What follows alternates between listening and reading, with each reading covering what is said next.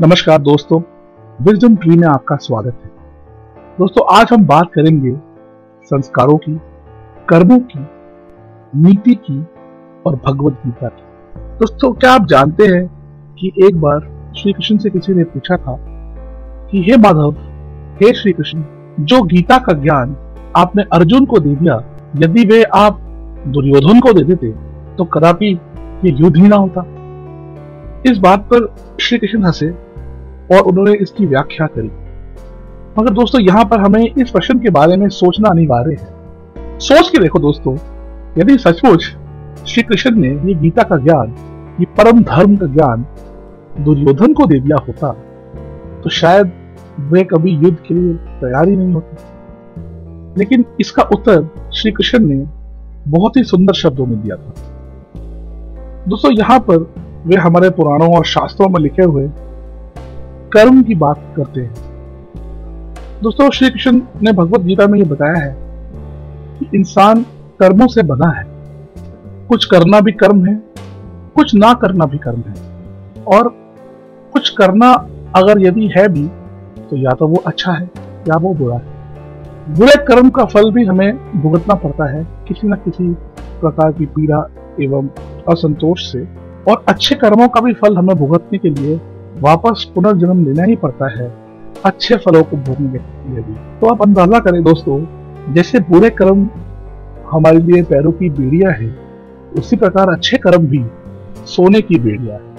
तो दोस्तों, हम बात करते हैं श्री कृष्ण की और गीता के उस ज्ञान की और उस कारण की, जिस कारण की वजह से उन्होंने ये ज्ञान अर्जुन को दिया और दुर्योधन को नहीं दिया। दोस्तों, श्री कृष्ण बताते हैं कि हर जन्म में हर व्यक्ति में कुछ प्रवृत्तियां होती हैं। कुछ प्रवृत्तियां वो इस संसार में रह करके अर्जित करता है, जैसे कि कुछ बुरी आदतें, लोभ, काम, द्वेष, इस तरह की बहुत सारी चीजें एक व्यक्ति इस दुनिया में, इस संसार में अर्जित करता है। दोस्तों, केवल बुरी बातें ही नहीं, अच्छी बातें भी कोई इंसान अर्जित करता है, जैसे पुण्य, भक्ति, सद्भावना, करुणा। ये सब भी हम लोग यानी प्रत्येक मनुष्य इसी दुनिया में, इसी संसार में रह करके प्राप्त कर सकता है। दोस्तों, जब ये जीवन का चक्र समाप्त होता है तो यह कर्मों का चक्र समाप्त नहीं होता। जो भी कर्मों का लेन देन बाकी रह जाता है वे संस्कारों के रूप में अगले जन्म में हमें मिलता है। आप देखेंगे दोस्तों, क्यों कुछ बच्चे पैदाइशी बहुत शरारती होते हैं, कुछ बहुत शांत स्वभाव के होते हैं, कुछ लोग बहुत ही लोभी होते हैं और छोटी छोटी तरह की प्रसन्नताओं में, जैसे कि भूख विलास में जुटे रहते हैं। वहीं पर कुछ लोग आंतरिक रूप से ही बहुत कर्मठ और मेहनती होते हैं। तो ये है वो संस्कारों की कहानी दोस्तों, जो श्री कृष्ण ने बताई।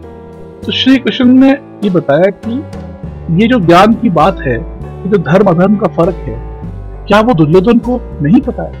नहीं दोस्तों, दुर्योधन को ये सब कुछ पता है।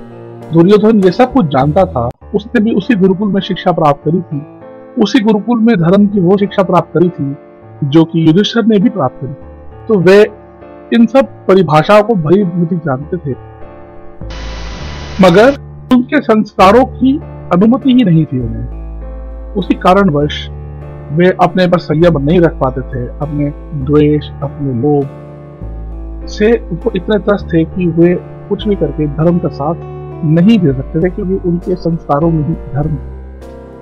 इसलिए श्री कृष्ण बताते हैं कि उन्होंने वो गीता का ज्ञान दुर्योधन को क्यों नहीं दिया और अर्जुन को क्यों दिया, क्योंकि अर्जुन के अंदर जो संस्कार थे वे पॉजिटिव थे, वो पुण्य की तरफ थे और वो धर्म की तरफ थे। ये छोटी सी कहानी दोस्तों कि श्री कृष्ण ने दुर्योधन को गीता का ज्ञान क्यों नहीं दिया, उस बारे में। आपको ये कहानी कैसी लगी दोस्तों, हमारे कमेंट सेक्शन में जरूर बताइएगा। और यदि आपको हमारा चैनल पसंद है और हमारे द्वारा बताई गई कहानियां आप पसंद करते हैं तो आप जरूर हमारे चैनल को सब्सक्राइब करेंगे। मुझे आशा है हमारी ये मित्रता इसी तरह से जारी रहेगी। आज के लिए नमस्कार।